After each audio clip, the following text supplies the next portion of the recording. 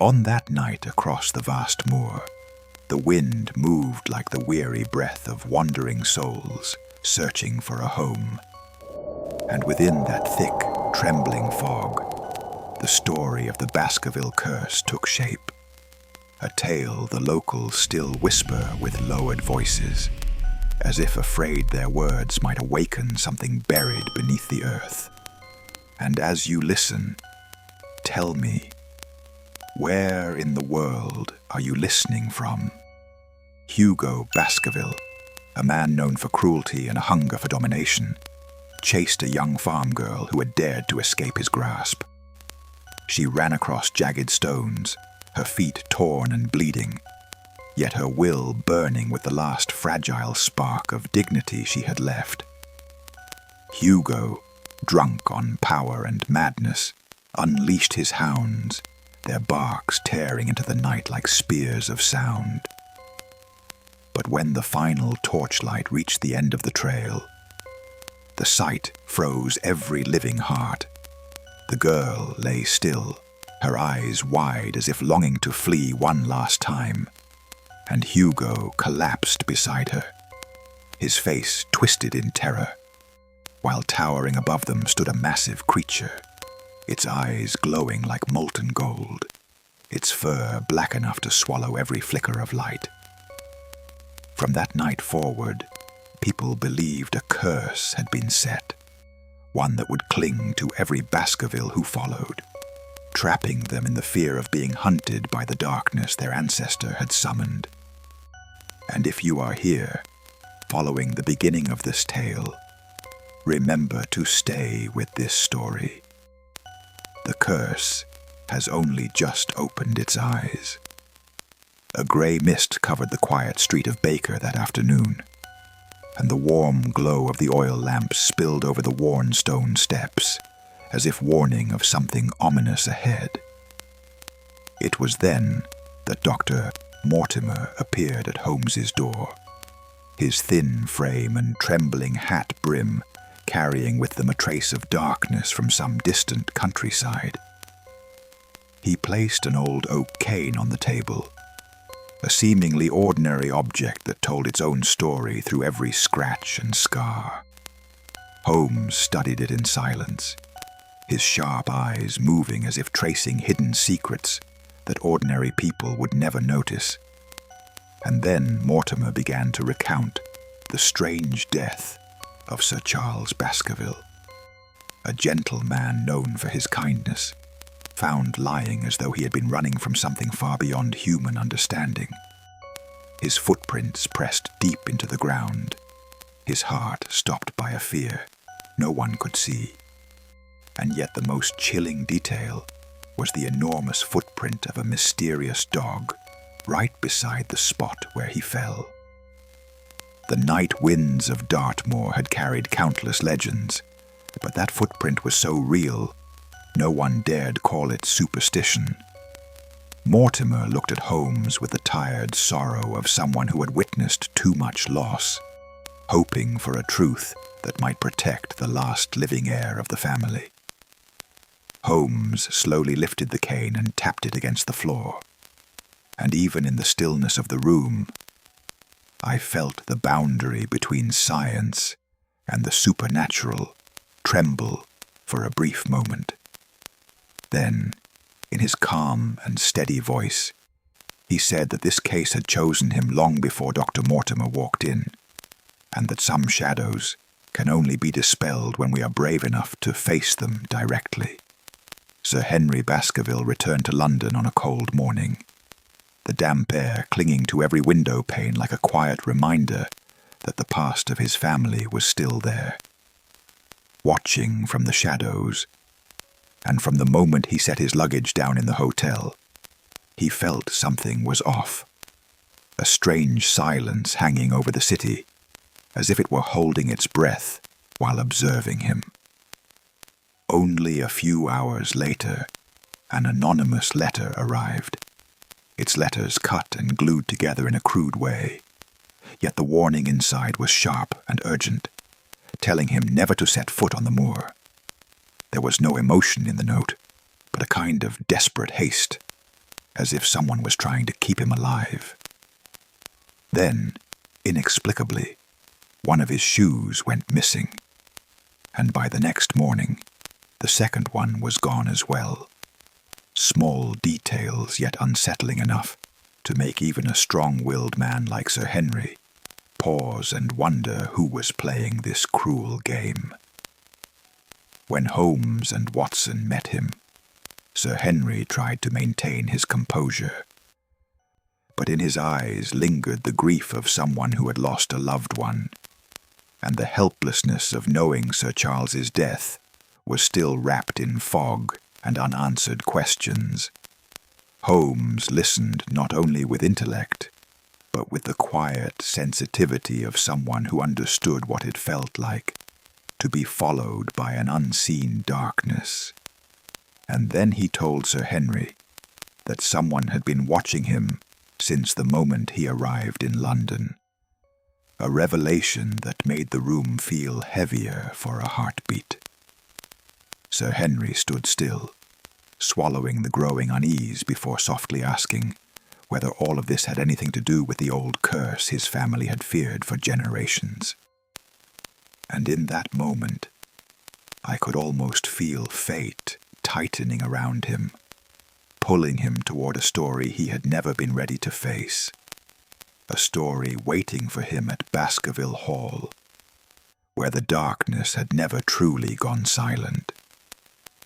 The road leading to Baskerville Hall opened into a pale evening mist, the last light of day resting on the old stone walls and giving the place a solemn yet cold beauty. And the moment Sir Henry stepped out of the carriage, he felt the heavy silence that clung to the estate, a silence so deep it made the heart beat slower. Barrymore greeted them with a long, stern face, polite in manner yet strangely evasive in his eyes, as if he were carrying a burden he dared not speak of.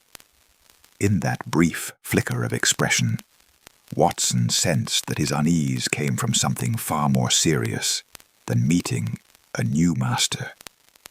Inside the hall, the corridor stretched endlessly, the dim yellow lamps unable to drive away the shadows gathered in every corner, while the old portraits seemed to watch them with unreadable expressions, as though reminding them that every person who had lived here carried secrets of their own. Sir Henry tried to remain calm, yet from time to time he paused subtly, as if he heard soft footsteps behind him, even though the hallway was completely empty. Barrymore continued guiding them, but Watson could not ignore the way he kept glancing toward the upper floor, where a darkened room stood locked, a small detail but unsettling enough to plant suspicion in the mind of anyone observing closely. Outside, the wind swept past the windows, carrying a faint, eerie sound from the distant moor, a sound no one could confidently name as mere wind or something else calling out through the fog. And in that moment, Baskerville Hall revealed itself not only as the home of an ancient family, but as a silent stage where each person seemed to hold a hidden role they were not yet ready to expose to the light. The first night at Baskerville Hall passed in an uncanny quiet, and as the sun slipped behind the hills, the wind from the moor began to rise, carrying a coldness that made anyone instinctively pull their coat tighter. Watson stood by the window, trying to hear the heartbeat of the old house, yet what reached him was a distant sound drifting from the marsh, a long, strained howl that did not belong to any creature he had ever known, a sound that sent a chill straight down his spine. Sir Henry, though trying to stay composed, glanced toward the door with a worried look, as if he could hear the echo of Sir Charles's death in that very sound. No one in the house dared to name it, for the people who had lived in this land long enough had learned not to question the things they feared to see. But in that moment, A deeply human fear settled in. The fear that something out there was watching them from the darkness, waiting quietly to step into their lives, like a nightmare that refused to end. Watson looked at Sir Henry and saw in his eyes a struggle between reason and instinct, between wanting to believe it was only the wind and sensing that the old family curse was slowly awakening. And when the howl rose again, longer and closer, the entire house seemed to hold its breath, leaving them with the unsettling feeling that the night had only just begun to reveal what none of them were ready to face. That night, when Sir Henry and Watson stepped outside to breathe the cold hillside air, the moon hung low in a grey sky, its pale light spreading across the moor with a beauty so cold it felt as if they were standing on the edge of two worlds. The wind brushed through the dry grass, making a sound like distant whispers, and it was at that moment Watson stopped, his hand tightening around his cane, as his eyes caught the shape of a lone figure standing on a high ridge, motionless like a carved statue, yet carrying an eerie sense of life. The figure seemed to hold the night still. It did not move, but there was something in its posture that made Watson feel as if he were being watched, a quiet instinct rising from somewhere deeper than logic. Sir Henry followed his gaze, and worry flashed in his eyes, for that silhouette did not resemble the escaped convict they had heard about, nor any villager from these parts. As the wind grew stronger, the dark figure leaned ever so slightly toward them, studying their every breath, sending a sharp jolt through Watson's chest, while Sir Henry instinctively stepped back in caution. The silence between them grew heavy, so heavy it felt like even their breathing might give away something they were not meant to reveal. Then suddenly, as a cloud drifted across the face of the moon, the figure vanished, dissolving into the darkness without leaving the faintest trace, as if it had never existed at all. What remained was a deep, unsettling certainty that someone out there was following them, someone who knew far more than they did, and was waiting, quietly, for the right moment to act.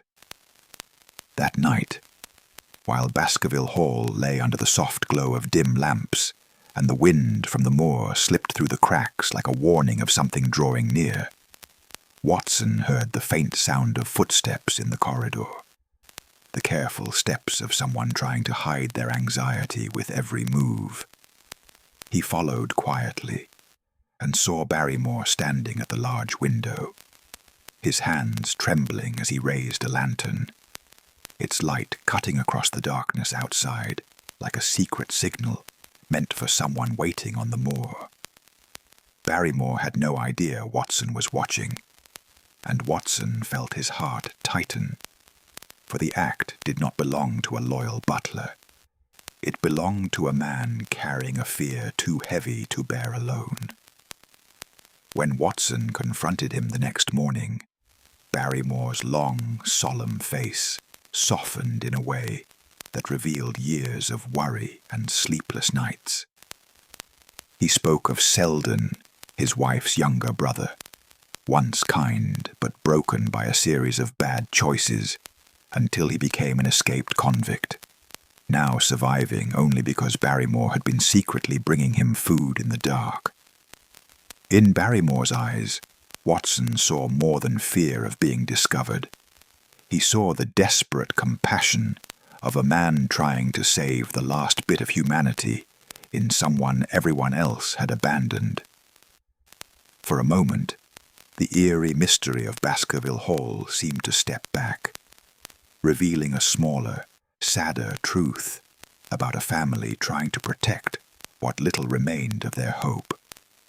But when night fell again, and that chilling howl drifted across the moor, it reminded them that there was a far larger danger lurking out there, And Barrymore's secret was only one small piece in a much darker puzzle waiting to unfold. Watson had followed clues about the mysterious figure for days, and on a fog-soaked afternoon, he found a narrow path leading up the rocky ridge, where the wind howled so fiercely it felt like he was stepping into a world separate from the one he knew. He moved carefully toward a small tent hidden between the stones, his heartbeat quickening with the sense that the truth waited just behind that weather-worn canvas. When he stepped inside, the dim light revealed the last person he expected to find in such a desolate place. Holmes sat calmly at a rough wooden table, his eyes gleaming in the shadows, as if he had been waiting for this moment all along. Relief flickered across Watson's face, not only because he had found the man he trusted above all others, but because the weight of days filled with worry suddenly had a place to rest. Holmes explained that he had hidden his presence on purpose, letting the enemy believe they were unwatched, a strategy that left Watson both impressed and slightly hurt, knowing Holmes had carried the danger alone all this time. But Holmes gave a gentle smile, the kind worn by someone who understands that solitude is sometimes the price of protecting others. And then he spoke of the nights he had spent on the ridge, watching the moor below, where moonlight and darkness blended into a sea of shifting mist, and he was convinced the person behind all this was hiding close enough to hear their very breath. In that moment, surrounded by wind and the fragile silence of the tent, Watson realized Holmes was not just tracking a criminal. He was walking straight through a fear most men would turn away from. And from here on, they would face whatever waited in the shadows together. Stapleton entered the story with a gentleness so polished it became unsettling, his smile always arriving at the perfect moment, his voice soft, his concern a little too eager, as if he were trying to stitch together a flawless image of himself. And it was that very perfection that made both Watson and Holmes feel something was wrong the moment they met him. He spoke about the moor with cheerfulness, yet his eyes often drifted into the distance, holding a shadow that did not match the friendliness in his tone, the kind of shadow carried by someone hiding a fear or obsession too deep to share. Beryl, the woman he introduced as his sister, carried an entirely different look, her eyes filled with a quiet anxiety, the kind someone tries to hide but cannot fully mask. And in a fleeting moment only Watson noticed, she leaned in just enough to whisper a desperate warning that Sir Henry must leave this place immediately. That fear in her gaze lingered with Holmes, because he knew human fear is never random. It is born from pain, from knowledge, from something witnessed in silence. From that moment on, Holmes watched Stapleton more closely, and the more he observed, the more he saw the contradictions in every gesture, the kind of contradictions that belong to a man with two faces, one for the world, and one buried deep in the darkness of his own mind. The moor itself seemed darker whenever Stapleton appeared, and when he spoke about Sir Charles's death with a concern too polished, too rehearsed, yet lacking the genuine sorrow of someone truly grieving.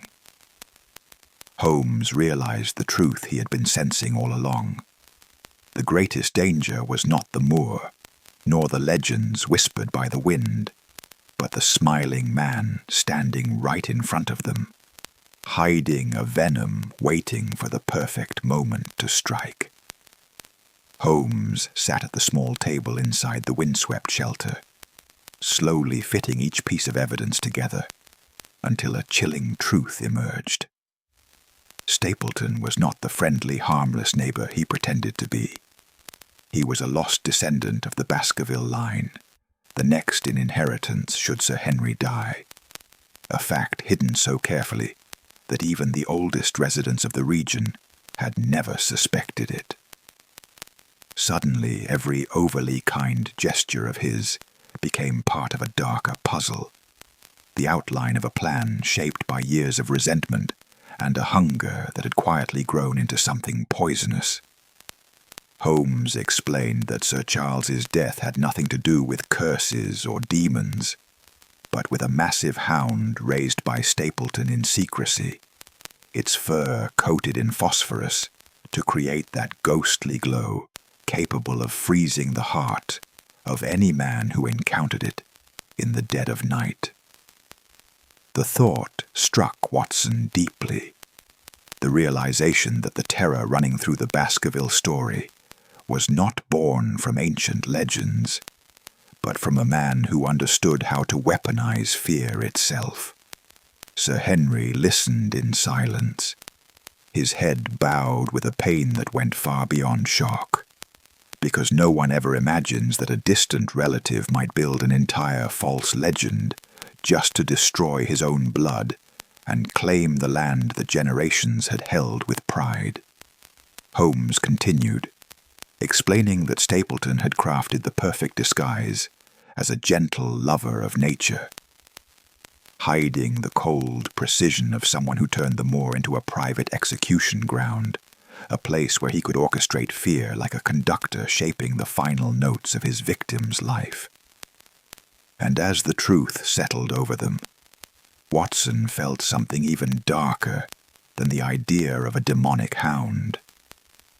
What truly haunted him was the darkness in the human heart, the kind capable of growing unchecked until it became far more terrifying than any creature the legends had ever imagined.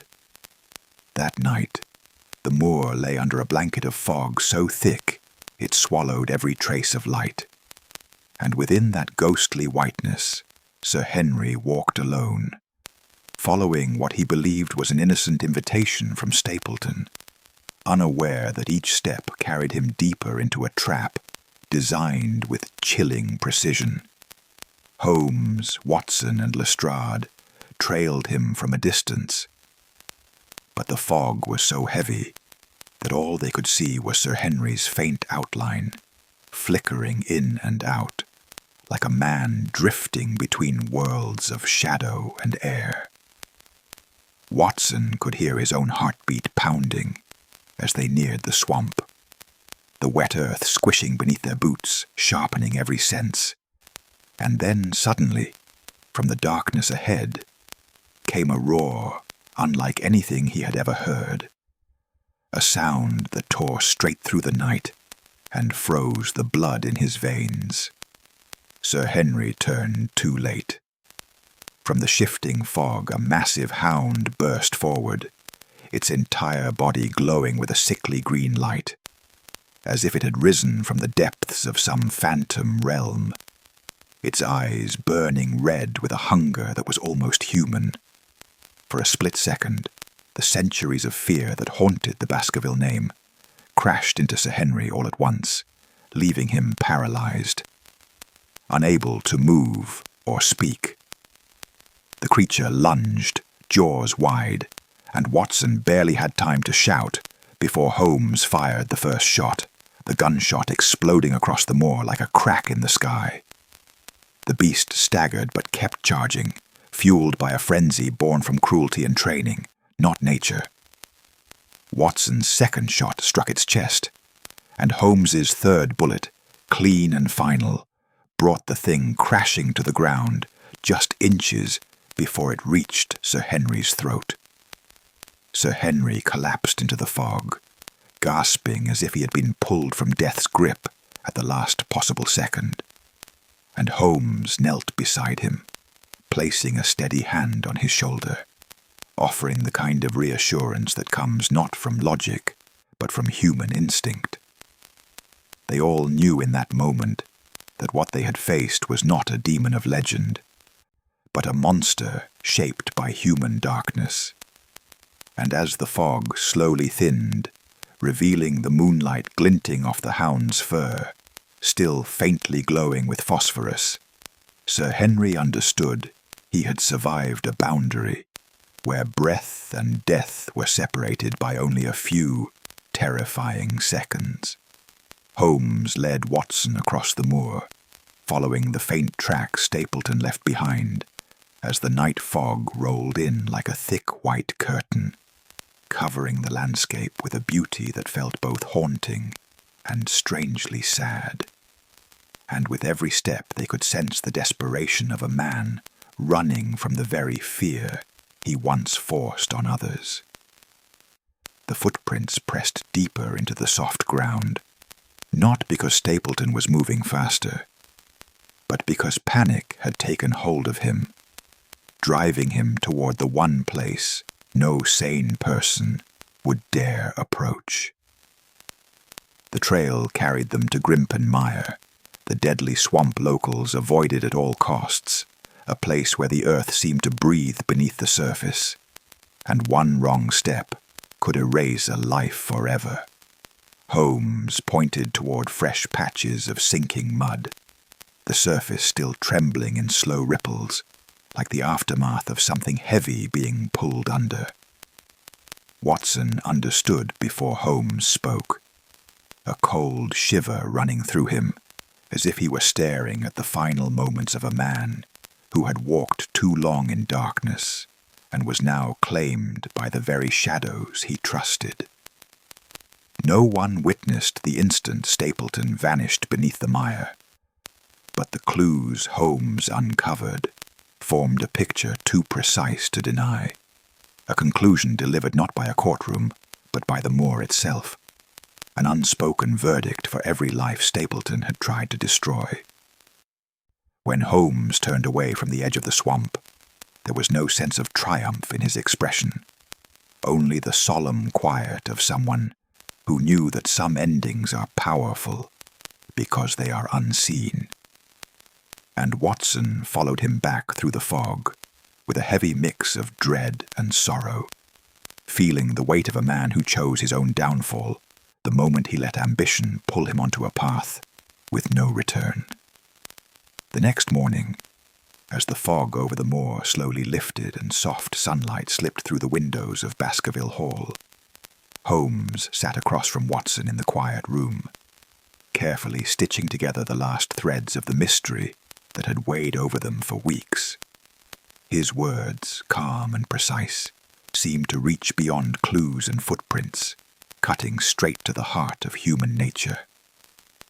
Sir Henry, still weak after the terror of the previous night, rested in the great ancestral bed, his face pale, but his eyes slowly returning to a warmth that belonged to a man pulled back from the edge.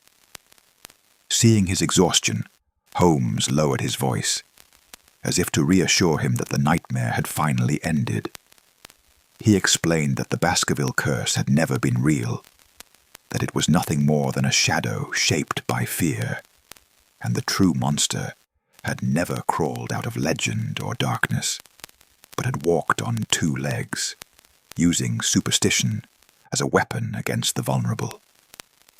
Watson nodded, feeling more deeply than ever that the things most frightening in this world are not the creatures of old tales, but what human beings become when ambition and bitterness take control. Outside the window, the moor stretched quiet and unchanged. Yet the silence no longer felt threatening. It was the silence of a land that had seen too much and was ready to close a dark chapter. As they prepared to leave Baskerville Hall, Holmes paused for a brief moment, then said softly that in the end this case reminded them of one simple truth.